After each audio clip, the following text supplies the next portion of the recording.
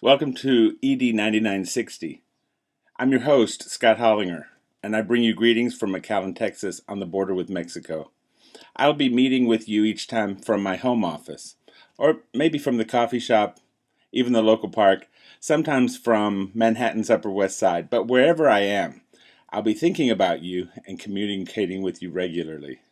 I'm excited about this course room, and that's because I am passionate about providing high quality education for all of our students, especially the most challenged children, and because I believe that school leaders can wield the influence necessary to make high quality education a reality.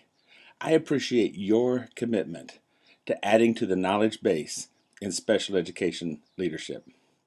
In my own journey, I attended The Ohio State University, earning my bachelor's in education and my master's in deaf education. Deaf Ed brought me to Memorial High School in McAllen, Texas, where I served as the chair of the special education department.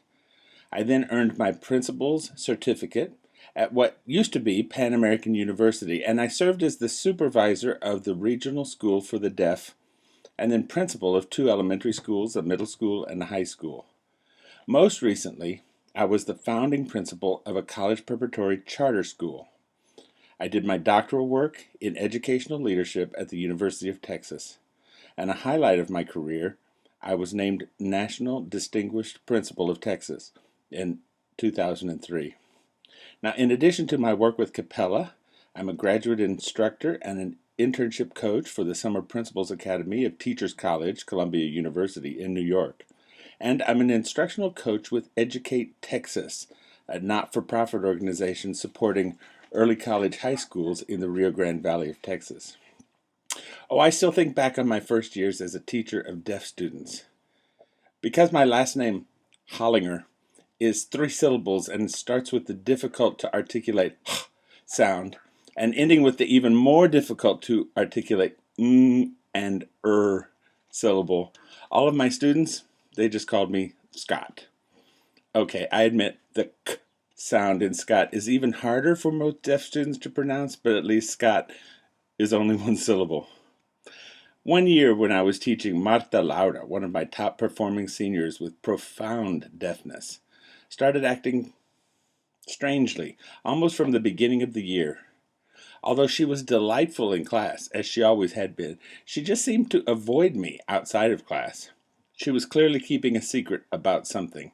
Whatever it was, she seemed comfortable talking about it with our speech-language pathologist, and whenever the speech therapist was on campus, Marta Laura would disappear with her for long periods of time.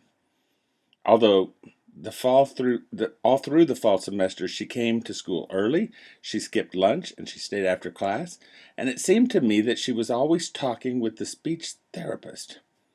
Well, finally, as the semester drew to an end, it was my time to learn the secret.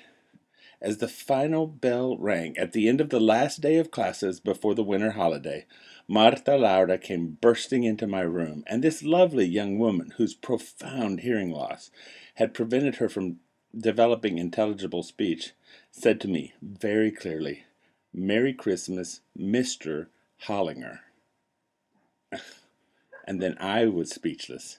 "See," she said, "I gave you your name for Christmas." Well, some years later, another of my students, Alice, made it all the way to the Oval Office in Washington, D.C. to meet and shake hands with the elder President Bush as a regional winner of a speech contest for deaf students. Alluding to her own inability to speak intelligibly and playing with the wording of the famous Miranda warning, the most powerful line in Alice's speech was, "I have the right not to remain silent." Well, this quarter, as researchers, you will begin or continue your own journey to add depth of knowledge to the field of special education leadership. We're going to agree with Alice that she has the right not to remain silent. And we're going to give Marta Laura her voice. I hope you're ready for an important and challenging quarter.